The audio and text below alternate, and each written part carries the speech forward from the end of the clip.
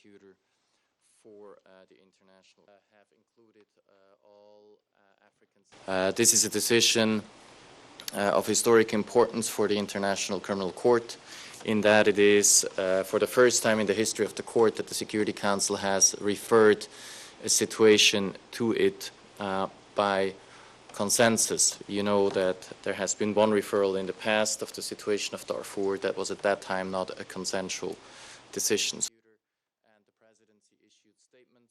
I think it is an important development. We have seen for several months that certainly the US is looking for a more positive engagement with the ICC. You know that the US is participating again in the work of the Assembly of States Parties very actively.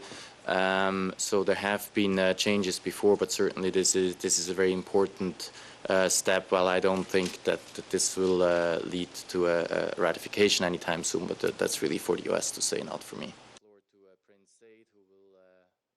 Immediacy of and the urgency of the situation inside Libya necessitated swift action, and from all the reports we have been getting about massive crimes being committed, the International Criminal Court is the obvious address to which the Security Council must turn. I suspect that we may see a change in tone, particularly because, again, it was driven by a request sent forward by the permanent representative of the Libyan Jamahiriya. It is actually a clause that is extremely restrictive if you read it carefully, because it says alleged acts or omissions related out of operations established or authorized by the Council.